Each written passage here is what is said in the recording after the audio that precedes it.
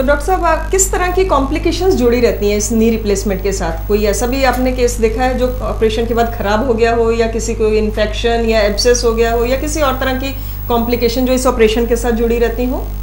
Complications अपना हर operation के साथ जुड़ी है। मान लो कोई पेट का ऑपरेशन है, सिर का ऑपरेशन है, छाती का ऑपरेशन है, तो इन्फेक्शन का तो डर हमें रहता ही है कि इन्फेक्शन का डर हमेशा सर्जन के दिमाग पे रहता है। पर आजकल इतने एडवांस्ड ऑपरेशन थिएटर्स हो गए हैं, इतनी एडवांस टेक्नोलॉजी हो गई है, इतनी एडवांस्ड इंस्ट्रूमेंट्स हमारे पास आ गए हैं, तो ये ऑलमोस्ट नील के बराबर है इन्फेक्शन। ये आप पीछे देख सकते हैं वीडियो में कि कितना अच्छा ये मॉडल में दिखाया गया है कि कितना घुटना मुड़ता है ऑपरेशन के बाद में। ये आप देखिए, ये तो बहुत अच्छे से मुड़ रहा है। हाँ, नए मॉडल्स के साथ कि ऑलमोस्ट कंप्लीट मूवमेंट्स घुटने की आ जाती है। ये आर्टिफिशियल जॉइंट दिखाया गया सफेद रंग का।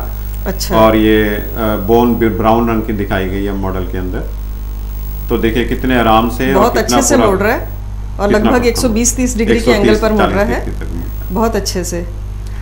तो डॉक्टर साहब, ये बताइए कि कितनी देर के बाद पेशेंट अपने आप से चलने लगते हैं? ऑपरेशन के बाद रिकवरी टाइम क्या है इसका? हाँ सपना, ये भी बहुत बड़ा भ्रम है लोगों के दिमाग में कि जी हमें महीना लग जाएगा चलने में, 2 महीने लग जाएंगे चलने में। ये सब भ्रम है। हम ज्यादातर पेशेंट्स को पहले दिन या दूसरे दिन, ऑपरेशन के दूसरे दिन या तीसरे दिन चलाने की कोशिश करते हैं। जल्दी चल सकते हैं? बिल्कुल चल सकते हैं, कोई इसमें रुकावट नहीं है हमारी तरफ से। सिर्फ पेशेंट को ऑपरेशन का दर्द थोड़ा होगा, वो दर्द जख्म का होता है। जख्म का तो जैसे हमारे पाँव में सुई चुभ जाए उसका भी दर्द हमें 2-3 दिन रहता है। जख्म है, स्टिचेस लगे हैं, स्टिचेस का दर्द है। अदरवाइज तो पेशेंट्स को चलने में कोई प्रॉब्लम नहीं है। रादर जितना पेशेंट जल्दी चलेगा, ये देखिए आप बैक फ्लैश में देख सकते हैं कि ये पेशेंट्स का ये ऑपरेशन ये हमारे पेशेंट्स के कमरे के अंदर ही, जो पेशेंट का रूम है हॉस्पिटल का, उसके अंदर ही ली गई है।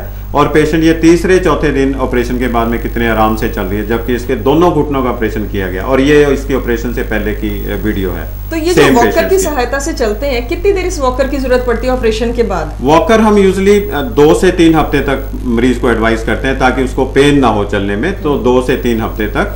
पर टॉयलेट्स वगैरह जाना, एक कमरे से दूसरे कमरे में जाना, पेशेंट्स यूजली 2nd या 3rd डे चलने लग जाते हैं। बहुत अच्छी बात है। इतना तो अगर क्वालिटी ऑफ लाइफ इंप्रूव हो जाती है तो ऑपरेशन तो बिल्कुल भी डिले नहीं करना चाहिए। ये भी आप देख सकते हैं सपना कि पीछे बैक फ्लैश में कि कितने सीवियर डिफॉर्मिटी के साथ पेशेंट्स हमारे पास आते हैं।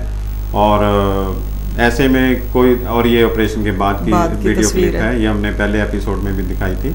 तो ये कितने आराम से फिर बाद में चल सकते हैं। डॉक्टर साहब, सुनने में आया जैसे कि हमारी साइंस और टेक्नोलॉजी एडवांसमेंट हो रही है, तो कुछ कंप्यूटराइज्ड ऑपरेशन भी किए जाते हैं नी रिप्लेसमेंट में? हाँ सपना, जैसे कि टेक्नोलॉजी एडवांस होती जा रही है, तो ये नेविगेशन, कंप्यूटर नेविगेशन सिस्टम आया है जॉइंट्स रिप्लेसमेंट्स के लिए। जैसे कि मैं आपको एक सिंपल सा उदाहरण देता हूँ।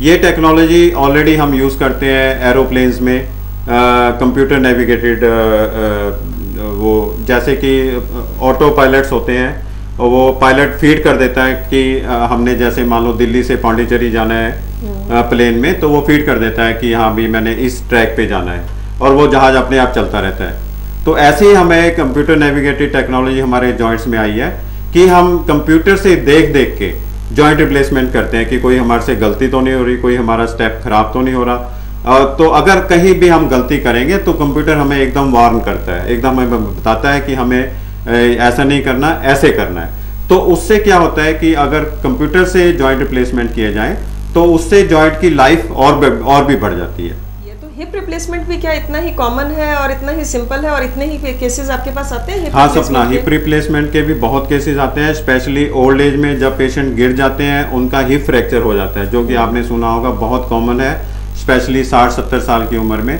तो ऐसे पेशेंट्स को भी हिप रिप्लेसमेंट की जरूरत पड़ती है, और ये पेशेंट भी ऑपरेशन से दूसरे तीसरे दिन चलने लग जाते हैं। बल्कि ये हमारे बुजुर्ग लोग होते हैं, और ये ऑपरेशन के बाद बहुत ही खुश महसूस करते हैं अपने आप को बहुत खुशी इनको अनुभव होती है कि हम दोबारा अपने ऊपर डिपेंडेंट, किसी के ऊपर डिपेंडेंट नहीं रहे, और अब हम दोबारा चल सकते हैं।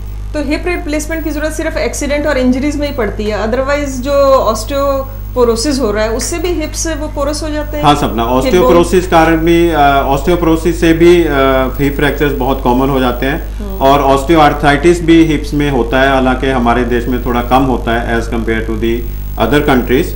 और खासतौर पे जो लोग ड्रिंक करते हैं तो उनके हिप्स खराब होने की भी ज़्यादा संभावना रहती है। तो इन सब केसेस में जब हमें लगे कि हिप जॉइंट बहुत खराब हो गए हैं तो हम उसको रिप्लेस कर देते हैं और ये पेशेंट्स बहुत ही अच्छे इनके रिजल्ट्स आते हैं। बहुत अच्छी बात है डॉक्टर साहब, आपको पेशेंट्स तो बहुत दुआएं देते होंगे जो अच्छे से एक बार बेड रिडन होने के बाद एक बार फिर से नए सिरे से अपनी ज़िंदगी अच्छे से शुरू कर दें, चलने लग जाएं और रोज़मर्रा के अपने काम अपने आप करने लग जाएं, तो वो तो बहुत दुआएं देते होंगे आपको। सो बहुत बहुत धन्यवाद डॉक्टर साहब आपका, आपने अपना कीमती समय निकाला और हमारे स्टूडियो में आए। शुक्रिया डॉक्टर साहब। बहुत बहुत शुक्रिया, मैं दिन भर का भी शुक्रिया अदा करता हूँ।